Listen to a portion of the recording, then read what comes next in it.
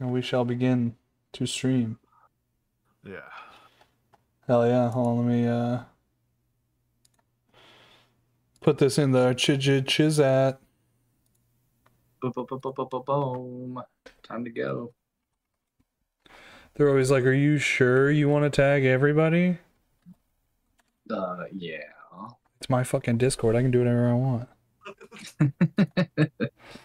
All right. Welcome. This is MBG Live. This week, we are talking about Matt Fraction, David Aha's HAWKEYE. I have sitting in front of me the entire whole ass omnibus of their collection. It's something like 30 some issues. We are not going to talk about all 30 issues. We're just going to talk about the first 5. Probably be more indicative of what we were covering if I had just the single trade. Ben, hold up the trade. There it is. Much more reasonable. Not this giant beefcake of a saga. Man, this is good. $45 US. So get this if you're intrigued by what we discuss. But welcome to MBG Live. With me as always, I have Ben Hill. What up? And then not on my stream, but you can watch his stream happening concurrently. Manny Draws. Hola, friends. We are so happy that we could all be together to discuss this book. As always, we love you. We'll start with that. We'll close with it too, but I just wanted to open that up and say that we love you now. Now, Maybe in the middle then, too. I don't know. in the Yeah, future, I'll forever. always love you. You know what I mean? Yeah. But diving into it, before, as always, announcements. This summer, it was as a Heroes Con exclusive, we still have some stock available on our website, mouthbreathersguild.com. Get Mouthbreathers Guild first official anthology. It's full of Westerns. It rules. All you can eat. All North Carolina artists. I'm in this. Manny's in this. Ben's in this. We got even more artists that you can check out. Mouthbreathersguild.com. Buy it now. Same thing with Manny's solo book, Remise. Buy this. Mouthbreathersguild.com right now. And then we've got Renowned, our collection of sci-fi and fantasy monster hunting stories set in the world of Phyrexia. Mouthbreathersguild.com. Buy it now. Ben's got The Time Police, not on mouthbreathersguild.com. But you can buy it now. Go to Acme Comics, read it on Webtoons. Ben, is there an online place where they can buy it? I'm working on it. Working on it. But you can buy this at a brick and mortar. Go. Legend of Carl. Don't have a physical way for you to buy this, but you can get it on Manny's website, mannydraws.com. And then if you find us at cons, you can get yourself a copy. Deep Rock Galactic fan comic. Fellas, it's an honor and a privilege as always. Happy Wednesday. We've made it. Happy Wednesday. Happy New Comic Book Day. Happy New Comic Book Day. We have never once covered a new comic book.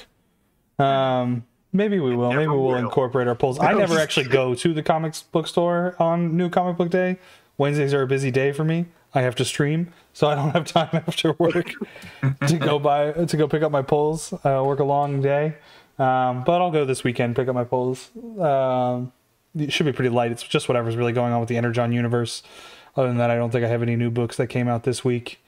For those curious, I have Minor Threats, the Patton Oswalt and Jordan Blum book. I have Helen to Windhorn, the Tom King book, and that's about it. And then usually I'm just perusing trades. Whoa.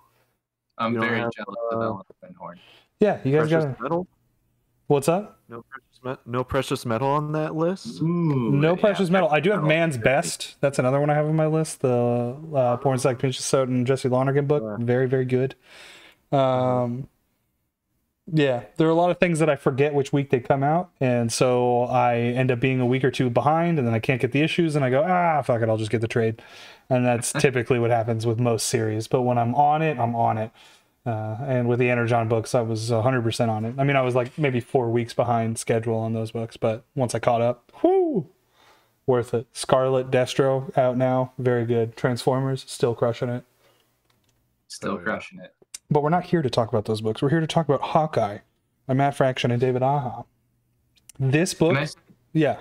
That is the one thing I love about our weekly streams, boys, is, we're talking about the fact that it's on New Comic Book Day and you can go out, pick up your new polls, but there's nothing better than cracking open an old favorite. And the one we're about to go through is a book that when it first came out, I was able to pick up the first couple of issues, and then I missed, I think, like the last two. And this book sold like amazing. It was just gangbusters when it came out. Everybody was talking about it. They're like, if you're not reading Marvel, you need to read Hawkeye.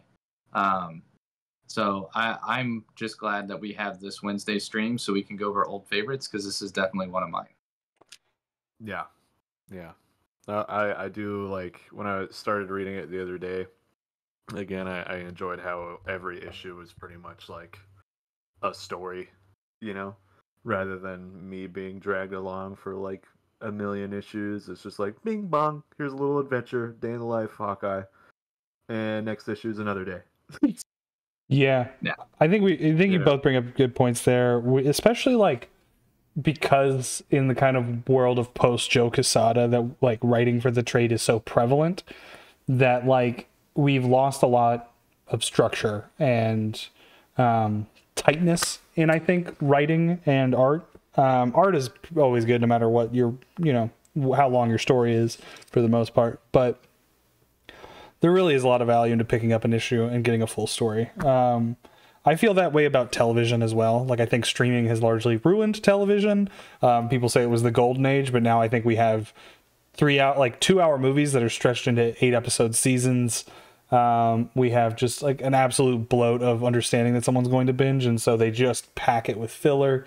Things that come to mind are like Disney Star Wars shows, aside from The Mandalorian. Like, all of them are just kind of over bloated and filled with garbage, despite having great ideas and like nuggets, like with like great scenes interspersed. But like, I gotta commit to watching 8 hours to get like 1 hour of good content. You know what I mean? Dude, Yeah. Marvel shows, man.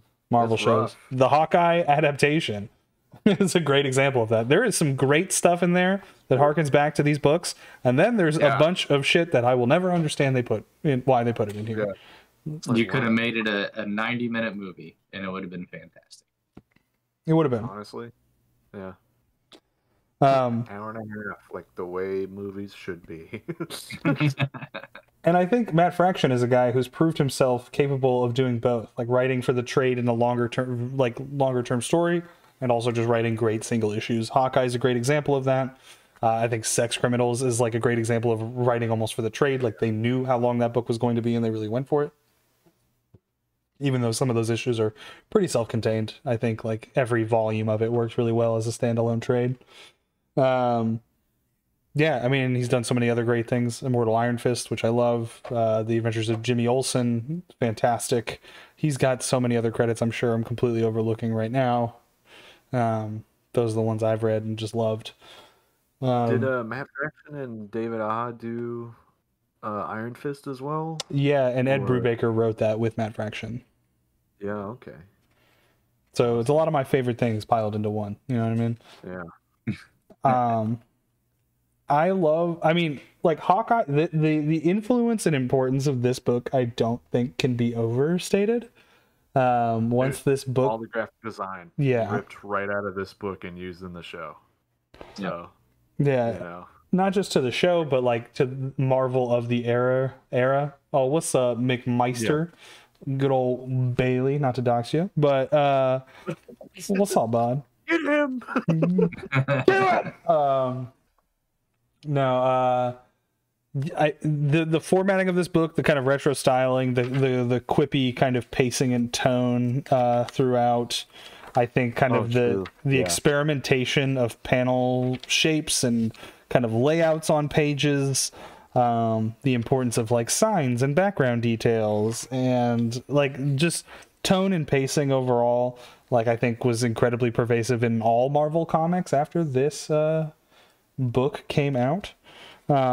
Certainly it put Hawkeye back on the map as an important character in Marvel's kind of oeuvre.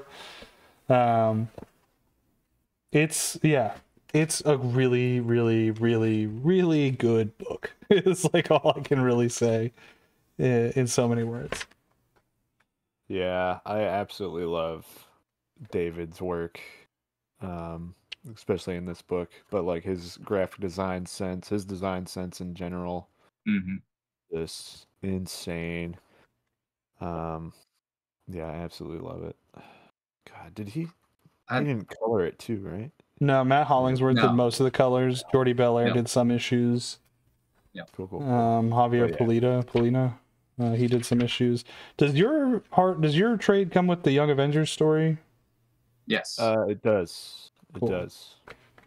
Yeah, so the trade that we have covers issues 1 through 5, and then it's got the backup of Young Avengers Presents number 6, which ties into the Kate Bishop story and talks about some of the background that happened that leads into this apprenticeship of Kate Bishop to Clint in the story that we see. If you can call it an apprenticeship, it really does feel like. I think this is what makes a character is setting it in a real life setting, because I love just everything that you have in the first couple of issues being grounded in New York. And it all happens with Hawkeye, flying off of a building and literally being grounded as he like crashes into a car and breaks a ton of stuff. I love the scene in the hospital with him just completely wrapped up head to toe, and they're going over the details of all of his injuries. But just allowing him to get away from all the supernatural, get away from the super soldiers and the tech guys and the Norse gods and the, mutant alien, all that stuff. And all that's called out in this book too. There's so much that when I read Matt's all the dialogue that he puts in here, I love that he can really just get away with things in this book. And I think it was because it was a Hawkeye book, and they're like, you know what? If it brings attention to Hawkeye, great. If it doesn't, no skin off our back. It's Hawkeye. We're gonna do a short run, and if it doesn't work out, it doesn't work out. And dude, the tracksuit mafia, the constant bro, you know what, bro? Look at this, bro. F you, bro. Like, I absolutely love all that. Seriously, bro. There's so many call outs when someone like is using a foreign language, and like the word bubble literally says some Spanish sounding stuff. Maybe some Italian too. right. Maybe Italian. And it's literally that. And I love you get that perspective essentially from Hawkeye, where he's the main focus character in these panels, and this stuff's going on. Just the ability to write, and you called this out, Manny. These are nice little short stories that you can do about Hawkeye. Now they have overarching themes. You run into the people in the building. You run into the tracksuit mafia. You always have Clint and Kate going on these things, but they are really nice self-contained stories. And I think that's what's so great about this. If you only picked up an issue, you had a perfect story encapsulated in there. But yeah, there's just so much, like you said, David playing with the panels, which I definitely want to highlight a few of my favorites as we go through this. So I'll be asking you to flip to a few things, Kev. But man, this was one of my favorites. And I remember, I think the original printing was like 2011, 2012, when this started coming out.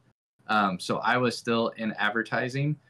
And like you were saying, Manny, so much of this from a graphic design perspective, I was literally looking at it, I'm like, I love these like concentric circles, just this overlapping color pattern. I'm like, you know what? I think I can try that in this ad, or I think I can hide something or do some overlapping shapes in this. And so I literally was just kind of grifting off of the design aesthetic from this book for a couple of months, because I was just like, that's just so much fun to play around with.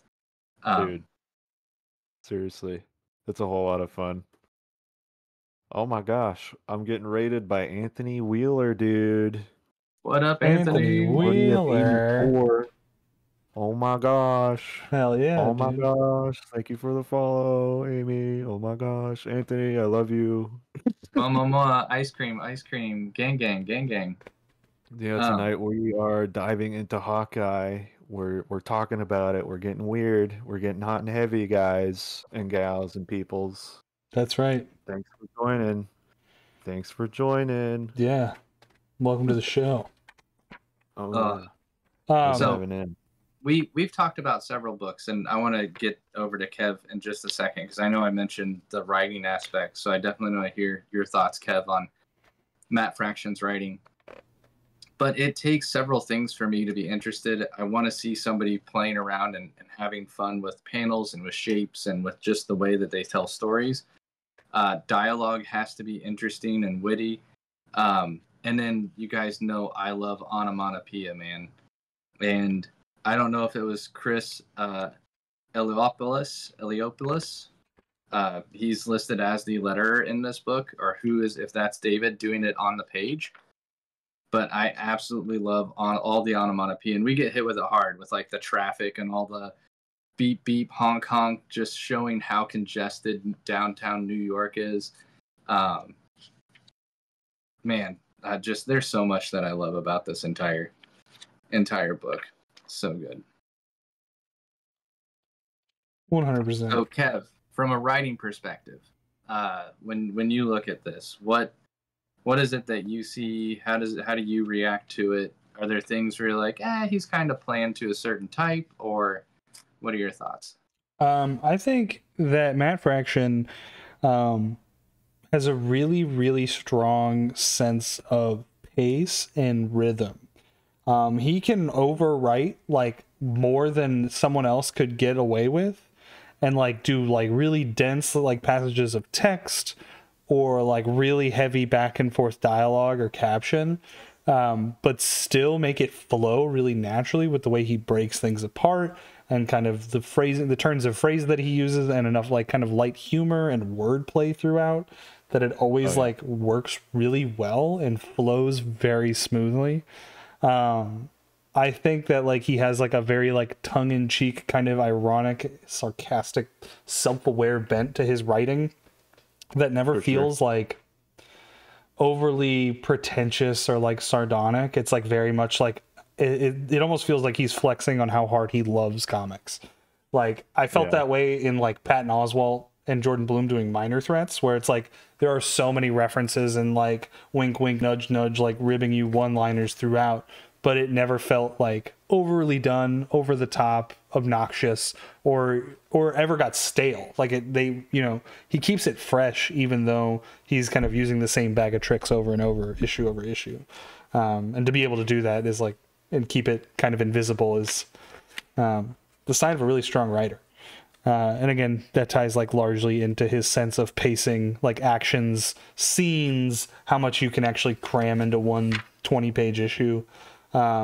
He knows how to keep it really fresh, really tightly structured, which I just love about his writing. I like the as soon as we hit like the first page of every story, basically it's like in the middle of something. Yeah, he happening. loves in media res. Yeah, media res. Yeah, he loves that, but it doesn't get old. I feel like that's just the thing that's part of the Hawkeye like motif with this series. No, it's very much like a this issue is going to be this. Like it's like a theme or a mission statement or a hypothesis where it's like this is what we're going through. Like I love the issue where he's like, this was the third worst mistake I made today. And then here are the 9 mistakes that I made. And that's the structure of the book. I loved that because it like kept it tight and fresh throughout. Yeah, and I love the censoring in that one too with the Hawkeye logo. Yeah, over his cock. Which they've done again. Like they've used that in a few issues afterwards where they're just like, oh, we like that. We thought that was cute. We'll play it up. But yeah, I thought that was hilarious. Again, just showing that playful side of, hey, comics can be cool and fun, like, having a naked fight. But we can do it tastefully. One thing I really love about Aha's art throughout this is that it feels very retro. Like there's so much Toth and Ramita in it, but also it feels like something that I've never seen before. Like it truly is like so wholly fresh and unique. I feel like, and you guys are probably, tell me I'm wrong, and by all rights, you probably are correct, but I really get Phillips in some of this stuff. Yeah, Phillips is also a Toth and Ramita guy. So Yep. Yeah. Especially at nighttime, those muted colors just look so noir in the way that everything's done with those really thick lines and contrast. Yeah. So good. I feel like with Alex Toth, it's a bit more cartoony, right? He's like exaggerating stuff a bit more. With like David Aha and Sean Phillips, they're more grounded in reality a little bit more.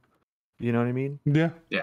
Rather than extending those crazy like proportions and stuff that you'll see in like Daniel Warren Johnson stuff, or like James Herron. Even he's a great example of like making those hands ginormous, and blocky like Jack Kirby did.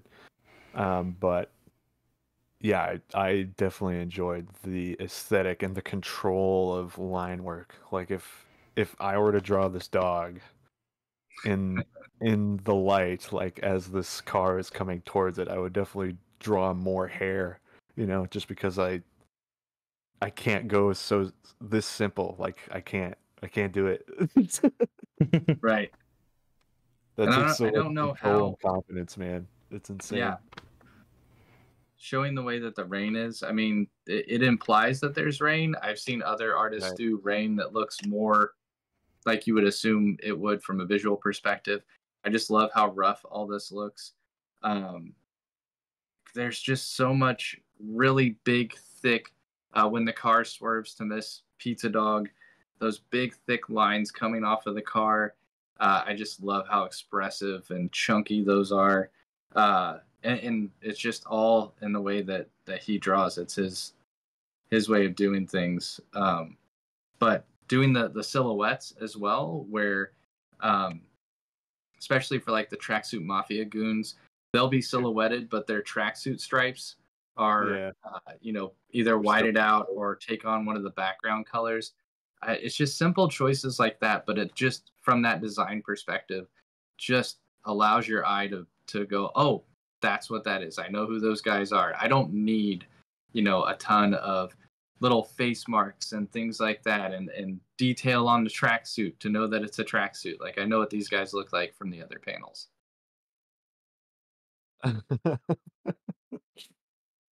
Yeah, It's a it's simplicity great. which I knew how to use. I don't know how to do this. Like, I don't know how to simplify things like this to where people go, oh, I know what he's doing. They'll be like, oh, that's a blob. What are you trying to show me, Ben? I'm like, all right, I gotta actually draw this out, put some more detail to it. Yeah. Can't go too abstract. Not in my wheelhouse. Yeah, no, I hear you, man. Noah's in the chat. Bro, it's good comic book, bro. You're right. It is, You're bro. right. Bro. This comic book's so good, bro. Number one, best, greatest of all time. Bro. But dude, I also love the lettering, like the onomatopoeias and stuff, and when they're sitting in traffic and everything, like in the very beginning with Hawkeye, when he's getting out of the hospital and you hear all the honks and the beeps, or you see all the honks and the beeps just drawn out. Love that. And then I love when they're in the like little gambling den and you get all the ha-ha's like just behind Clint. Like, I agree. All those things, those little touches. I'm such a sucker for really well done onomatopoeia, and it is all over this book. There's one, I'm gonna skip to it here. In the third, it's in the car one, the car issue, where there's a crash. Where is it? Let me see if I can find it. But they let her, Braka. Yeah. I love the Braka when the tracksuit mafia busts in just before he jumps across the bed naked. Like that going across the top of the panel. Yeah, Aha is 100% a big Mazzucchelli fan. That's a really good call out there. Yeah, definitely. So like good. That crash. This panel right here with the crash when that pink car with the bug slams into the muscle car. That's probably like my favorite panel right there. I would love that. I would love that on my wall. I love throughout this issue too the inserts of every arrow and its function. Yeah. Bloody arrow. Sonic arrow. Explosive tip arrow. Again, just playing around with panels. And everybody was just like, Hawkeye, he's a guy that shoots arrows. And knowing he has all these trick arrows and making them not as comical as Green Arrow over in DC, right? Green Arrow's got like the big boxing glove arrow and all the goofiness that they get away with over there. I love just how technical these are, and thinking about, you know, who he's around with Tony Stark and the ability to make some of these things really tight and compact. I love how legitimate they appear when they have it. Now, you know, an explosive tip arrow, I don't know if that's real, but it looks awfully damn plausible from the way that he drew it. So yeah, like the weight on these tips, like, and being able to shoot them. Archery is so technical, but I'm no archer, so I'm not going to pretend to know. My favorite thing about this whole like issue, though, is the opening sequence where he's got to pack them and sort them and organize them. Like those moments where it's just like, of course, he's got all these weird, wacky arrows, and how do you keep straight which one is which? And like, what did, like, you know, like those things where you're like Batman, is he organizing all of his gadgets in the Batcave? Like, those are hours of his day that we never see in comic books. You know what I mean? Like, it to be a comic now. yeah. A day in the life of Batman. It's all the boring shit. It's him and Alfred arguing. No, they should be done by color, not by alphabetical. But sir, the tips. If you put the smoke pellets underneath the batarang, I can't reach it without moving the batarang. That's right. It's all these little things, you know. But I don't know. Appreciate it. Yeah. I know we're bouncing all around, but there's so many things that I love. Matt Fraction, when you're telling a story, when you're telling a joke, it's always set up and then punchline for your payoff. And there's so many little things that are set up early on in issues and then just pay off so well by the end of the issue. You know, looking at the Cherry story, he talks about the boomerang arrow, that you have to respect the boomerang arrow. You gotta respect the boomerang arrow. And Kate calls it out. She's like, what the hell do you need with an arrow because that comes back to you? Like, that's and then it literally comes back at the end, dude. Just little things like that I think are just fantastic in these issues that are really short and sweet and simple. We don't see as much coming out of this, but there's all these little B plots or C plots that are going on in the background. Knowing that, like, he does make a lot of enemies in issue 2 when he talks about, you know, the heist with the circus troupe and the fact that the circus troupe are robbing from some of the biggest criminals in New York, and you get Kingpin and Hammerhead, the Magia guy, Mask, Madam Mask. Is that Sabretooth there? Is that who that is? The owl. The owl? Yes. Okay. I don't know enough about Hawkeye's Rogues Gallery. The girl. There's Tombstone, Hammerhead, Kingpin, Madam Mask, Owl, and then there's the second picture. I don't know who that is off the top of my head. Chat, if you know who this is, please let us know. We are not. I was thinking that was like Fisk's wife, but maybe I could be wrong. I don't know. That was just my guess, because I don't know. and little call outs too, like just in that sequence where they're showing all the villains. Hawkeye, I love, you gotta have humor in these books, but you know, casual, nice, and Clint, hey, great Cumberbatch. Bund, yup. Casual, super casual. And it's like, you know, there's nothing casual or nothing casual about a guy muttering casual to himself over and over again, but just that Cumberbatch call out, so freaking funny, especially knowing what comes up with Benedict Cumberbatch being Doctor Strange, and right, little silly things here and there. The fact that Kate Bishop's purple glasses keep them from getting hypnotized as well, brilliant. Oh yeah.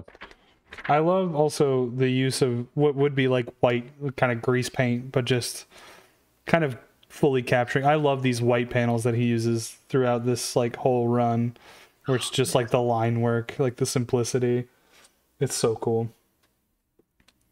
And it's always those little interstitials like you would see in a TV show where they take a break to tell you about the character, or in a movie where they're just like, Yeah, like a freeze oh, and frame. by the way, yeah, freeze frame. By the way, here's some background information.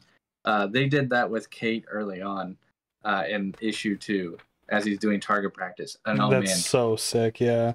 Well, that's cool. And it's like, oh, loves that. just to demonstrate that that he shoots the arrow while she's just saying those words. Oh So- yeah, Well, that's cool. that's probably one of my favorite bits right there, like a film reel. Yeah. Great. Hmm. Oh, and again, it's Whoa. those design touches that we've talked about, right? All these little design touches. The newspaper cutout with the tickets overlapping, the coffee stain that, tears into them actually showing up on the carpet for the circus performance. Just so pretty. And So the pretty. motif of his purple as like the backdrop for the apartment, it's the carpet, it's the ocean, like the Yeah. tickets. It's It's his shirt. It's Mhm. fantastic. Working with that limited color palette, right? Yeah. Yeah. Mhm. And I love like he does. It's more obvious in other issues, but like the clear breaks, like we call this out every time we see it in a book, where it's like scenes change and your color palette changes. So like it'll change. Yeah. It's outside and we're getting all these yellows and oranges. Then it'll go back to blues and like it's just I love the touches. Yeah. Yeah. In like a dark sequence, it's super dark, and a light lobby or the dressing room, then it's like slightly more orange or whatever, and then the action bits, they pop out.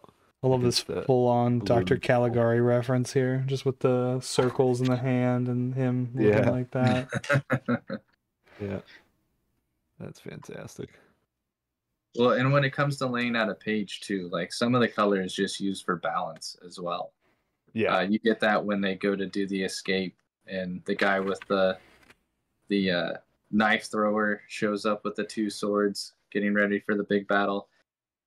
I mean, I got so much Indiana Jones from this. Like, absolutely love the fact this guy shows up with swords, and all Hawkeye has is a projectile, and so he fires it, and you're like, he missed. And it's like, no, he didn't miss.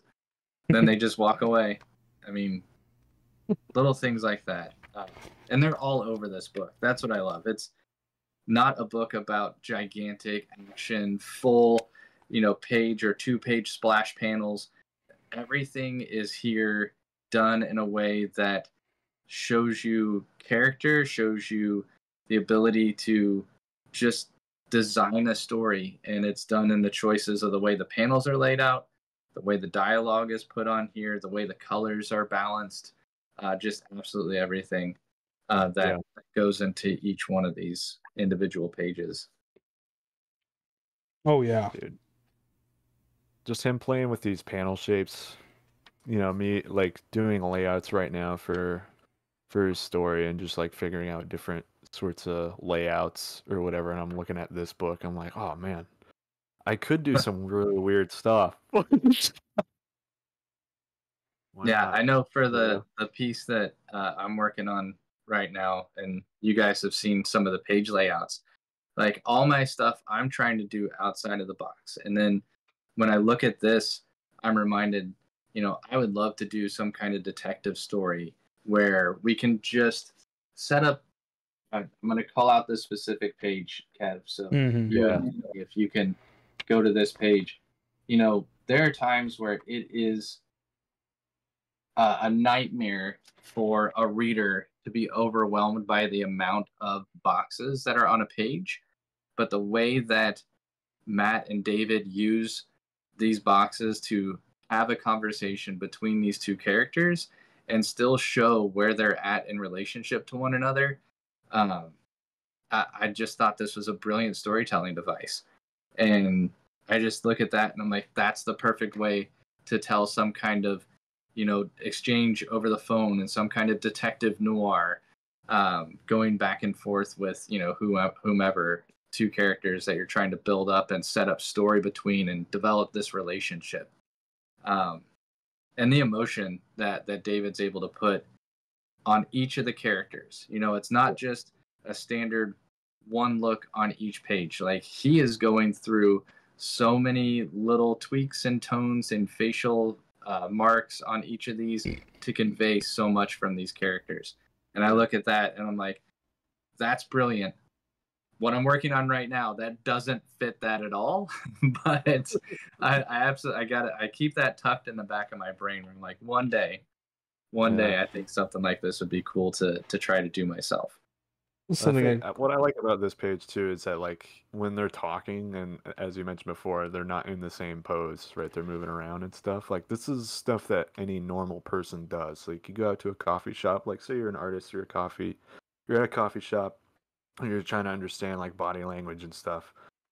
Look around, and not everyone drinks the cup of coffee the same. Not everyone holds their stuff the same or whatever. You know, we all have our little ticks, and I feel like David Aha kind of like captures that a little bit, you know, not so confident, so we're going to show that in this panel, you know, like questioning what they just said, let's have them scratch their head, you know, stuff like that. And then even with Sean Phillips stuff, you know, you put something in someone's hands, an actor's hands, and most of the time it's a cigarette in an Ed Brubaker and Sean Phillips book. So yeah, cigarettes or guns. Yeah, right. But you're always moving with your hands and acting a bit, and these guys do it. These guys do it right, man. Big time. Interesting. I'm gonna call out on this page too. There's a Caligari poster, and this issue is rife with Caligari references. Oh, look at that! Nice. No, I love this conversation, and like it's truly because, like, this is something that happens even like in film, any visual medium where you're just shooting a conversation. How do you keep that interesting without just like static shots? You know, you can add movement, you can add character movement, but like, how do you keep it fresh and engaging? Because this could have just been a couple panels with tons of dialogue instead of breaking it up like this. Yeah, it like keeps you going throughout that page. And it's so different from the pages preceding it. Like, you know, you got bigger action, more space, more feeling, and then here it's just like, And also, the decision to keep these panels tight, the close-ups very tight, really like emphasizes the emotional intimacy of what's going on. Like, Clint is like trying to let this girl in and be like, no, I need you around, like, you're special and like you're amazing kind of deal. And she's like, all right, I'm here, I'm in, let's do it. What's crazy too about this book is that these angles aren't like the camera angles, they're not super dynamic, you know. They're like the super crazy, like, dynamic page that I can think of that pops into my mind immediately is when Hawkeye is falling from the rooftop. The very first page. Yeah. You get that top-down view, but everything else, all these other scenes and stuff, it's like the camera we're at eye level the majority of the time. We're following the characters. It's almost like, gosh, what's that filmmaker that did the, oh, god dang it, I can't remember his name. But he like keeps his camera at like one angle, like the majority of the time. The Budapest Hotel. Oh, Wes Anderson. Wes Anderson. Yeah. That's kind of the vibe I get from this. Loves that symmetric composition in wides, and like things are dead on, not usually like Dutch or skewed at all.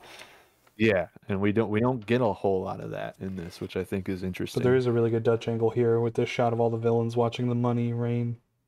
Yeah, there's that. I mean, I love these dynamics here where, you know, we get this kind of weird angle, straight on, extreme close-up, wide, extreme close-up, Dutch, like, and none of it feels like forced or like, whoa, look at this, you know, like it's Dutch angles tend to do. Single, like, it's not like a 90s comic where everything's Dutch angles, you know?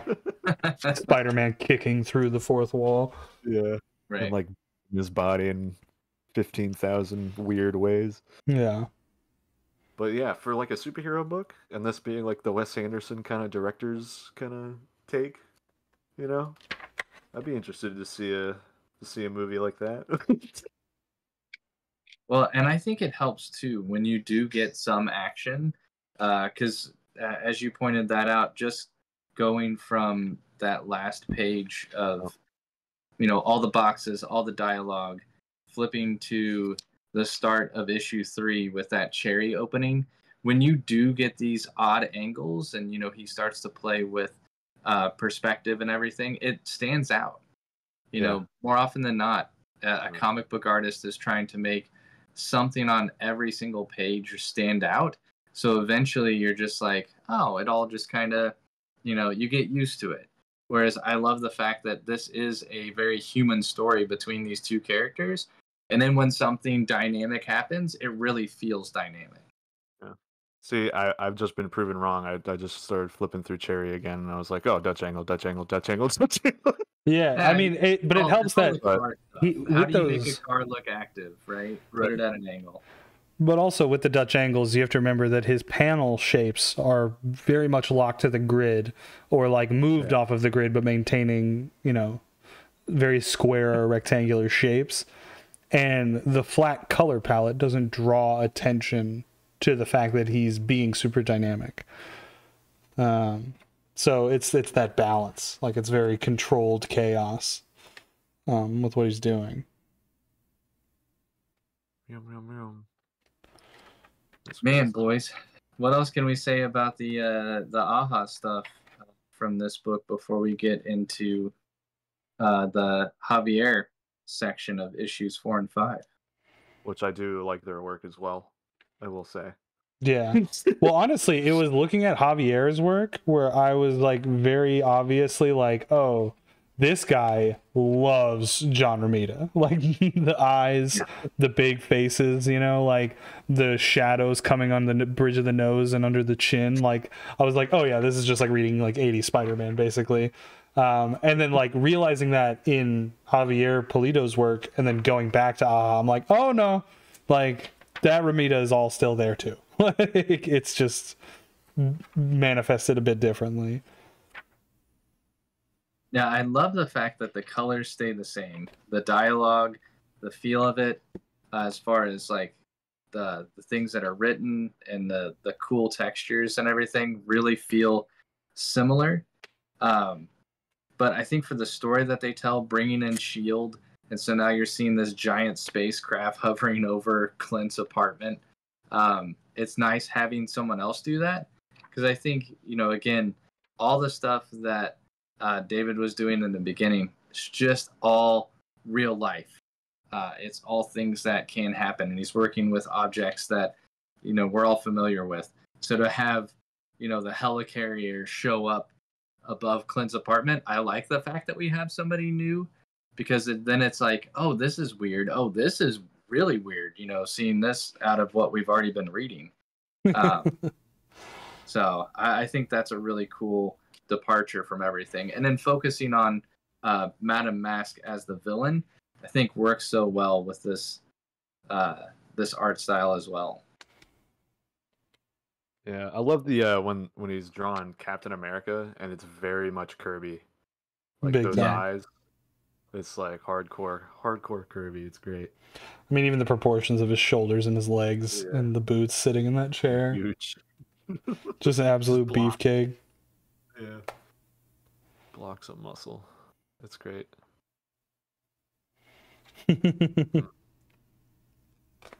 Love that. I think it's very interesting with like the silhouettes that he's doing when when Hawkeye's coming through the window, and he's just his skin is silhouetted, and they do that again when we see a lot of the villains, and we just see like the outlines of their hair and stuff, and they just black out the skin, which I think is interesting. So just a cool little design thing that they're doing. I like that. I like that idea. I love the tape story because it's just like, it reeks of like crime, you know, kind of espionage. And especially the cab sequence. Yeah. Like... And like the fact that everything can go wrong and that you can't trust anybody is such a smart like way to set up expectations and like frame your story. It's like Hawkeye might be this badass, but he's completely fallible. Like, he has real flaws that he believes people a little bit more than he should, and like just tries to kind of go through his situations with just confidence and nothing else, and getting bitten in the ass for it is like great. The consequences are there for every action. Really smart.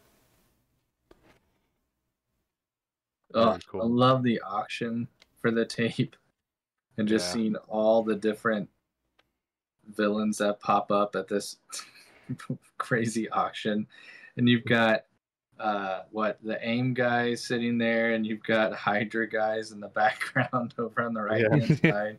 There's just like droves of them, and then you've got all these additional one-off characters. Oh God. Hail Hydra.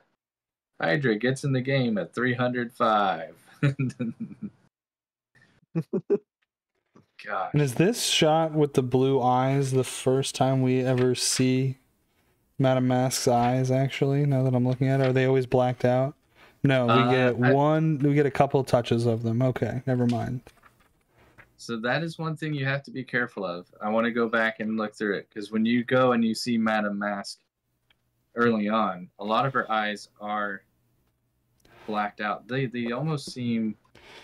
Oh, well, no. So we find out that Madame Mask is not actually Madame Mask in this issue early on. It is actually Kate Bishop in disguise. So we see your eyes throughout it, though. I want to see blue. Yeah, I was just looking through it. They are like, they're grayish. If you go further in the story, I think that's the hard part, is knowing when you're seeing Madame Mask and when you're seeing slightly more saturated. Like Kate's is slightly more saturated. Yeah. Well, she's almost got like a touch of the purple eyes here when she's digging in his asshole for the card. Which is just crazy that they could do that in a Marvel book. Like, I think they kept it. Yeah, I mean, they kept it vague enough that it's just like, oh, I mean, we don't, you know. You could miss that. Yeah. You could miss that, but the sequence is great. His face is like. Yeah, when he's like, lady, are you checking me for tumors? I love the idea of the Amex Black card that every Avenger has that just has no spending limit on Shield's dime. That is a very funny detail. I also love these close-ups. Any close-up of Wilson Fisk where it's just his head is bigger than the panel. Like, it's really great. Yeah, just really expresses the size. When he loses in the auction and his face, that's probably my favorite. There's a lot of headroom, which I think is a lot of fun too. Compared to the rest of his face, his teeth look so tiny. I know. Tiny teeth. It's fantastic. Gosh. And I love... that silhouette happens again. Sorry, what were you gonna say? Oh yeah, that's a great silhouette. No, I love the reveal shot of Kate Bishop sitting on the bed with all the clothes and everything strung about, and Madame Mask like in her lingerie with like stockings and garters, like just like haphazardly taped to this ottoman.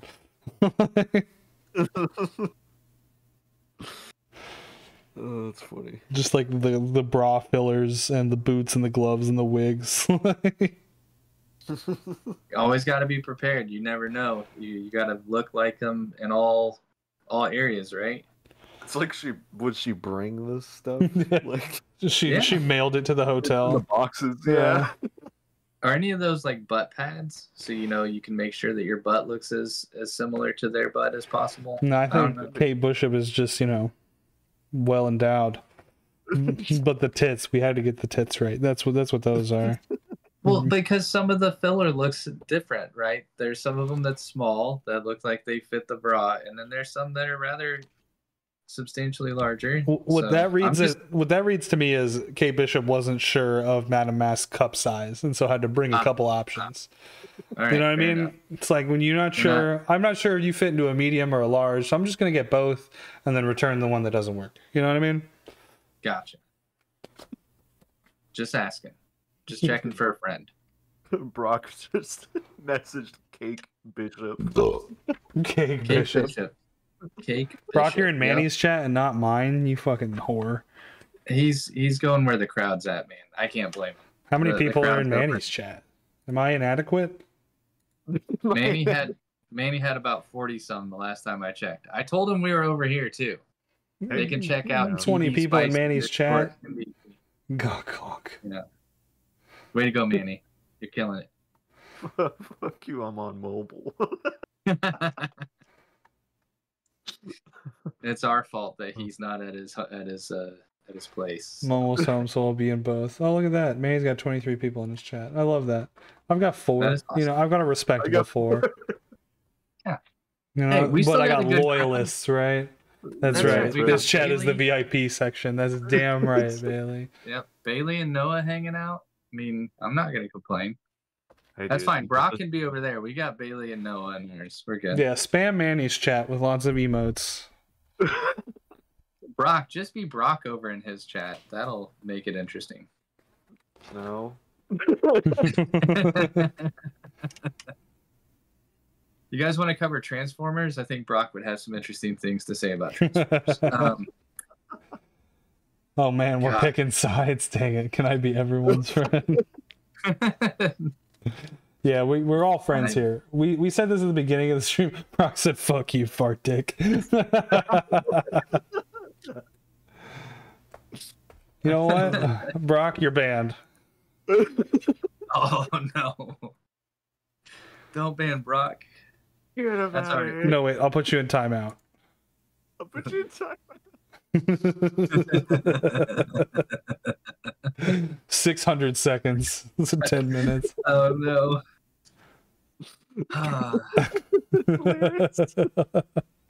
We've lost the thread, boys. I mean, we're almost done. This is the last issue, technically. Yeah. But man, starting with an issue starting with Hawkeye falling is great. I also love the shattered glass. Is that Brock?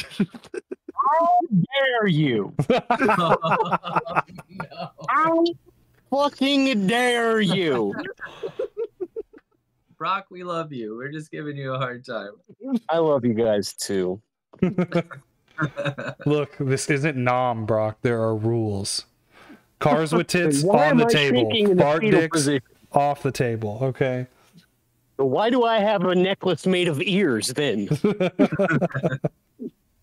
I don't know, because that's definitely, we're not covering Punisher. We're covering Hawkeye this week. So a necklace made of ears feels like Sabretooth or, you know, one of those Commando comics, something like that. When you gonna cover me, you big dirty man? I'll cover you anytime you want. I'm gonna cover you in ears. The uneasiness in Ben's voice. You know, I've had enough erections today. Thank you. All right, Brad. We'll see you in a bit, bud. Brock challenges my sexuality all the time. I'm married with kids. When do I make the jump, boys? I don't know. When do I make this? When you move to Greensboro, When I move to, you got a place for me to crash, right? of course. In bed with I'm him. a wiener. Nestled up tight. Read me a story, Daddy. Back to comics, please. Back to comics. Back to comics. We get, of course, in this issue, the reveal of what is actually on the tape. Which I love the shot of her watching the tape, and just the horror in her eyes is fantastic. Yeah. I also love that this is 2012 and VCRs are still around, you know? Yeah. That's Wasn't nice. it a time? Wasn't it a time? Can I just say, I have a hard problem with the reveal of the Hawkeye shooting this guy, DK Fang, like in the eyes with 2 arrows, because How hard are we talking? Kate literally like shoots arrows in the eyes of the hypnotist in like the circus issue. Doesn't that kill him? Or, you No, know, what blind. makes this one No, different? the arrows only go in enough to blind him, but not squish that brain tissue. Yeah. So Yeah, it was Hawkeye. He just pulled back too hard on the bow. Yeah. That was his Whoops. problem. He's got Avengers strength. That's right. You know, I don't want to nitpick a problem. I have No. like that. If anything, that would be just me saying, and that's the only issue I have with any of the storytelling is we've seen them shoot people in the back of the neck and talk about paralyzing them. We Right. see them shoot people in the forehead and in eyes and in various other places, and that's fine. But Hawkeye shoots this one dude in Madripoor in the face, and now he's got ninjas and Shield saying you got to go fix this and be undercover and all that good stuff. So I do love the implication that like terror organizations and foreign governments would like want to see footage of an Avenger killing somebody. They're like, that changes everything. Yeah. right. Because I don't remember, is an Avenger thing not to kill? I feel like that's I know just a normal superhero thing. Well, I know Yeah. they try to avoid it, but it's not like they've never killed a villain Right. before. Well, I mean, it's like, where do we draw the line? Because like Wolverine literally rips people's heads off, you know what I mean? So like, Well, he's an anti-hero. He's not a. Come on. he's the X-Man. Maybe it is the fact that these two ladies that are seen in the video with DK Fang, maybe seeing them topless is a crime in that country, and that's really the problem. Yeah, maybe it's the implication that Hawkeye was fraternizing with women of the night. Yeah, That's he saw boobies. So what? I love the shot of her going, "We have a problem here, or what?" And Hawkeye is just falling casually. Yeah. There's like no facial expression. He's just like, "Oops." And then just ninjas following behind. I just remember reading this the first time. I was like, what? Well, I love the fact that in that panel on the top, like some ninjas legit land on the hovercraft. Yeah. That Hill's driving. There are like two ninjas that don't make it. Like you see the hands underneath the panel, they just fall to their death. And Like, you can it's see perfectly them, fine. It's great. I love this insert panel of the rear view mirror. That is so good to just break up the action. This is bad. I love that recurring line through all of these books. This is bad. This looks really bad. Oh man, this isn't good. Like, this is bad and you're a dummy. This is what you get for trying to help people. And there's just a string of ninjas hanging off of him.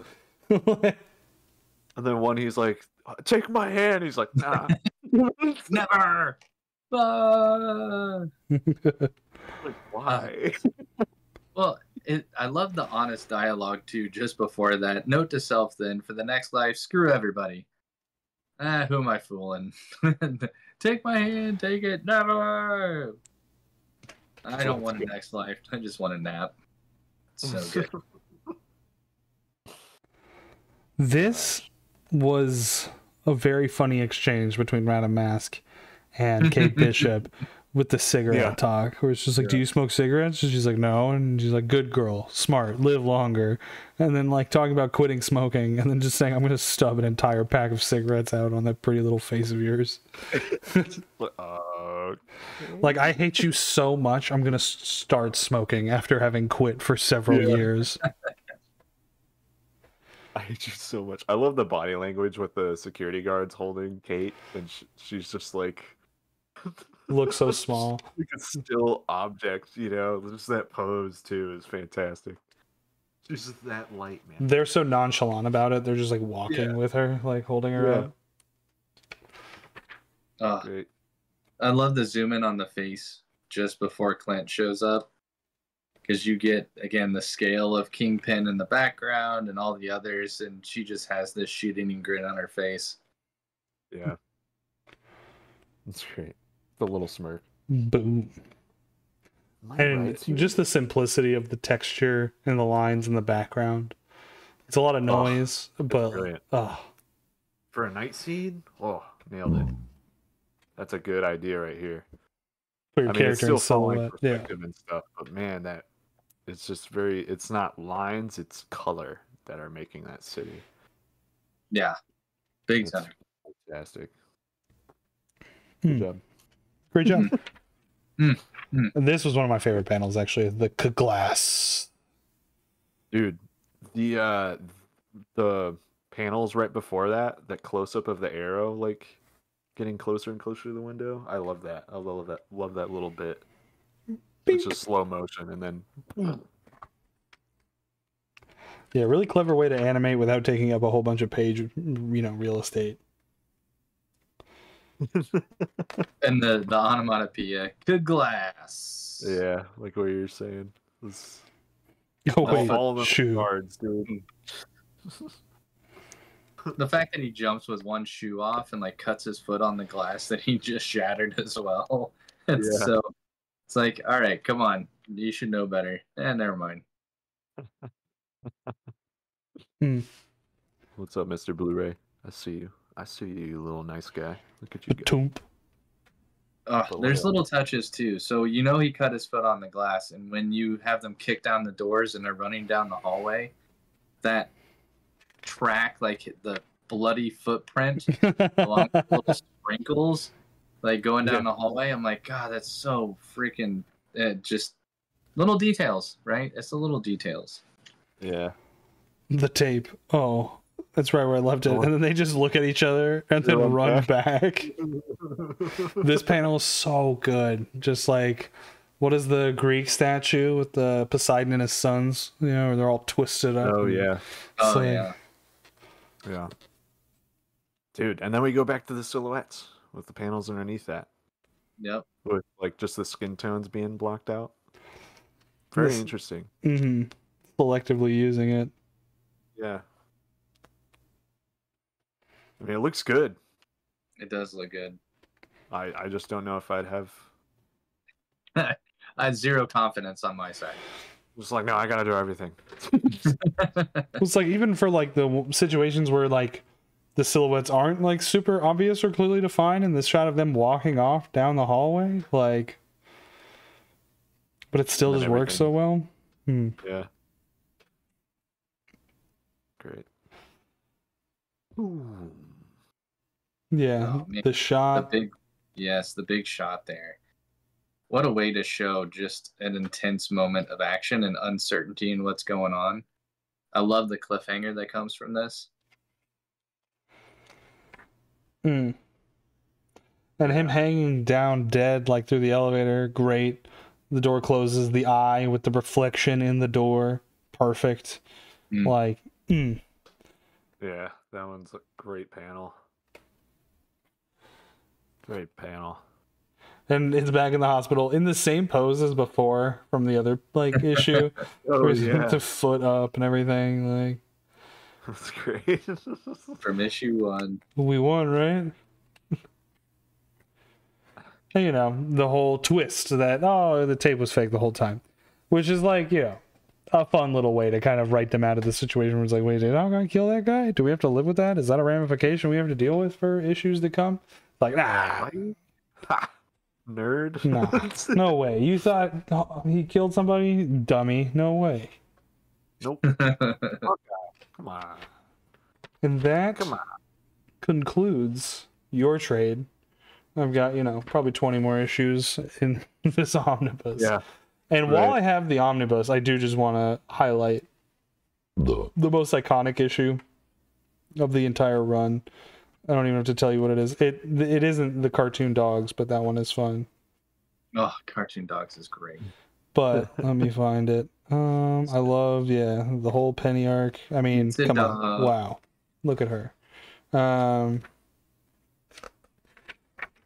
Where are we? I love the fact that Cherry comes back. Or is that her name? Because I don't know that they ever give her a name. Yeah. In that. Okay. It's Cherry. Yeah.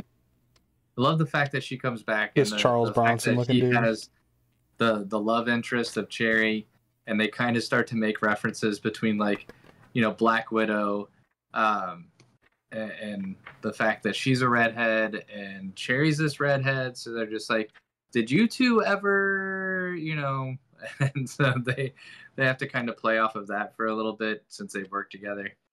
Man, Francesco Francavilla doing this issue with the assassin guy. This one is amazing. I'm free. You're still a fart dick. Ban me again. I regret nothing. I regret nothing. Here we go. Here is the most iconic issue. It is the issue 11, told from the dog's perspective.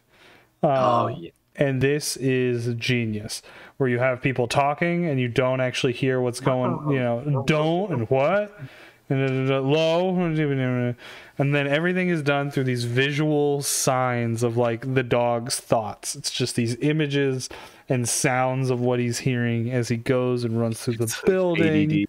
Yeah. Down the street, sniffing, and what he's recognizing with the smells, how he's imagining how everything went about. Pizza is my business. Pizza dog in. Pizza is my business. Like, this was just like groundbreaking. Like, just so cool. So much fun. So yeah, Brock Francesco is the guy. We will definitely cover some Francavilla books. Because man, yeah.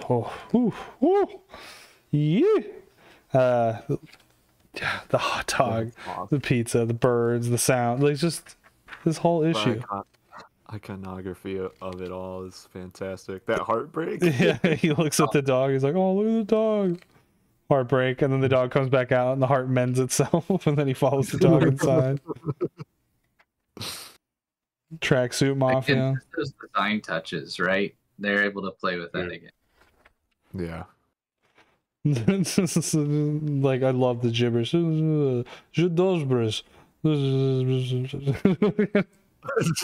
He's like, "Oh, I gotta go. Sign. Oh, stairs. Oh, warning. Oh." The sign of the dog jumping down the stairs. Lucky pizza. I forget when the because they do have the tracksuit mafia guy show up, and the dog's dialogue. Remind me, does like bro actually show up? Not often. Because that was one of the things where I'm like, I can't remember if the dog actually remembers the word bro, because they use it all the flipping time. They say Arrow, because that was the dog's name initially. Oh, that's right, yep. What a great stinger at the end of issue 1. Issue 1 stinger for Arrow. And it's like, yeah, we'll think of something better. Pizza. Pizza dog. Pizza's a great name for a dog. Yeah. It is. And then, yeah, Kate Bishop packs up pizza in the car and goes west. And that's kind of what ties Kate Bishop to the West Coast Avengers as this story goes on. We simply do not have the time to cover all 30-some issues of this run, but my God, is it great. Kate Bishop getting into her own adventures on the West Coast. Clint kind of tracking down this serial killer. Yeah, I need to get that whole omnibus, man. Dude, it's so worth it. You can usually find it. I'm sure they have it at Acme. I got this at Ultimate Comics. I was just like, oh, I want this. Or no, I didn't. You know where I got this? I got this at Barnes & Noble, of all places. I was just like at a restaurant with my mom, and it was right next to a Barnes & Noble. And I was like, you know what? I'm going to go in that Barnes & Noble and look at comic books. And then they had the Ultra Mega trade that I could not find anywhere. It was just that Barnes & Noble, and then they had this. And I was like, all right, well, yeah, I'm going to read these. Why is my camera not wanting to focus? Cheating on Acme? How many times have I told you, Brock, that I have a pull at Ultimate Comics? No. Oh, come on, focus. There we go. There we go. Well, and so, Kev, you said the one that you have, the mega trade that you've got is how much? 45. So 45. So nice. 45, and you get pretty much the entire run of like most of the AHA stuff, or the Aja and Matt Fraction piece that they were working on together. Manny and I have the smaller trade at $16.99. Heck, it may even be cheaper now because I bought mine forever ago. And you get at least such a great intro into Matt Fraction storytelling for Hawkeye. You get the introduction to Pizza Dog, the relationship building with Kate Bishop. So if you are a Hawkeye fan, if you want to see just a fun, witty, incredibly interesting designed comic book from a storytelling perspective, go out and pick this book up. Like Kev said, go to a local comic book store. Forget Amazon. Don't use Amazon. I No, say that. go to your LCS. Yeah, go to your LCS. Support your local biz, dude. There's a David Aha book called The Seeds. It's weird. Well, I'll have to check that out. Yeah, Brock the dealer says HAWKEYE. Yes. Yes. The omnibus also comes with some great back matter that I'm highlighting on stream right now. We got some variant covers. We got sketchbooks with the clown design, some of the early designs of Hawkeye and Kate Bishop, some early layouts. Yep. You get these cover concepts, cover process pieces. There's even some script pages in here. Yeah, I love his layouts with process things, seeing all this play out. I love seeing the script to page, just final products. These are super rad, seeing your inks and your colors. I mean, this is what we want, right? This is what we always want. Yeah. That's good. That's a good comics education right there, you know. It's good stuff. Here is Matt Hollingsworth's color guides, so like all the flats, basically. Awesome. Oh, that's awesome. No, yeah. Those are the...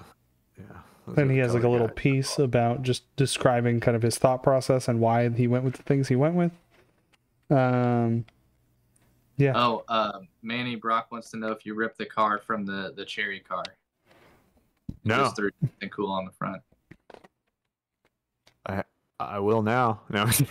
And something really great is David Aha made playlists for every issue that he drew. Oh, and he includes all the songs from his playlists on here. Some great shout outs. He had some of it was like just straight up classical music. He had some Amundul 2, some krautrock. He had Have Love Will Travel by the Sonics. Some Bo Diddley, the Pixies, 13th Floor Elevators. Yeah, The Meters, Miles Davis, James Brown, The Seeds. There you go, Noah. He has a whole thing, song by the band The Seeds, The Mothers of Invention. He has a Mr. Bungle song in here, Herbie Hancock. You know what I mean? It's great.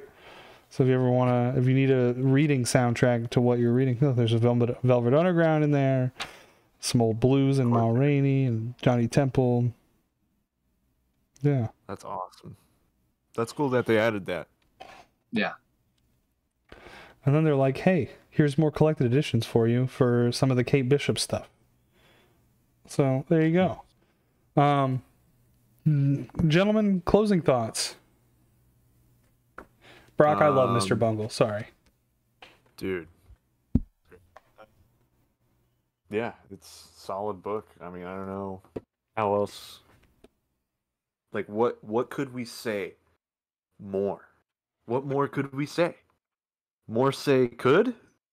I don't know. Could say more. Could more. Can't say for more. sure say.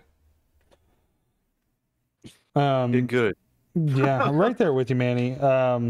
This book, you don't need to hear it from us. Like, literally, Matt Fraction is a great comic book writer, had a career before this book, but this is the series that, like, truly put him on the map for his big two work, at least. Sex Criminals, I would argue, is probably the bigger book, but this is just so huge, so influential, so monolithic. Like, you just gotta, you gotta, if you've missed this one, come to me. Come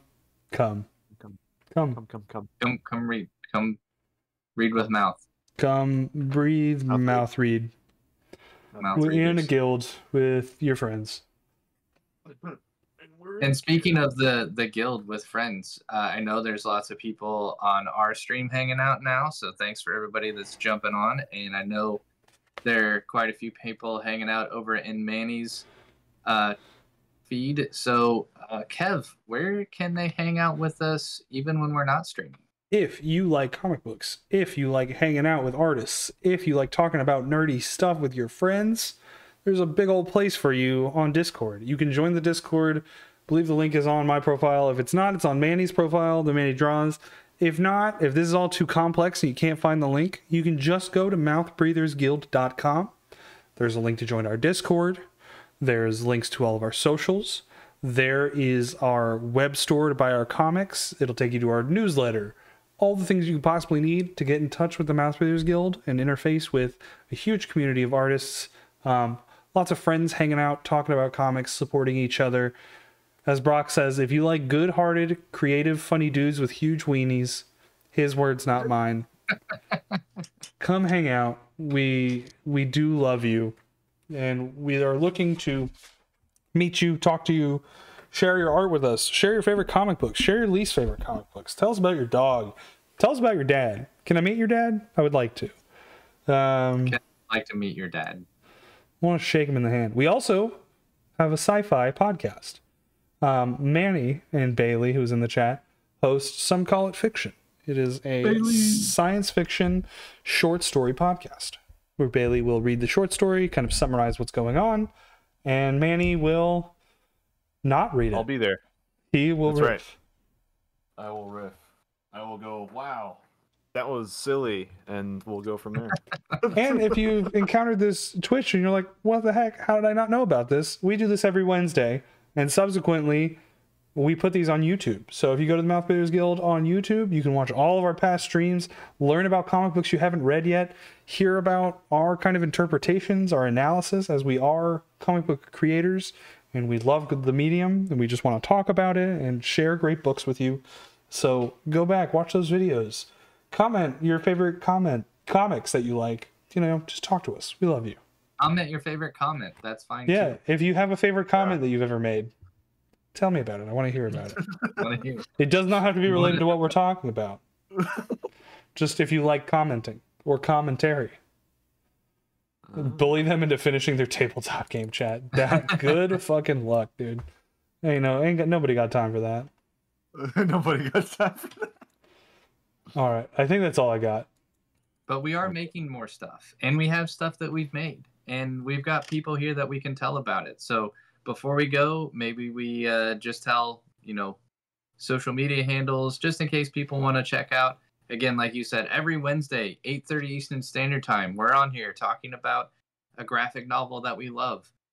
We don't want to focus on the negative. We'd much rather talk about things that are amazing and awesome, because that's what fills us with passion and creativity. Why focus on the negative when we can sit here and be inspired by cool shit? Yeah. If you want to interact with haters, Twitter already exists. We don't need to fill that market space. We don't do that. We believe in putting people on and talking about cool shit.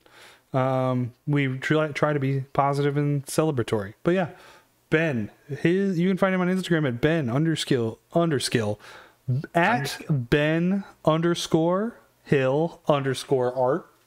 You can find Manny at the Manny Draws.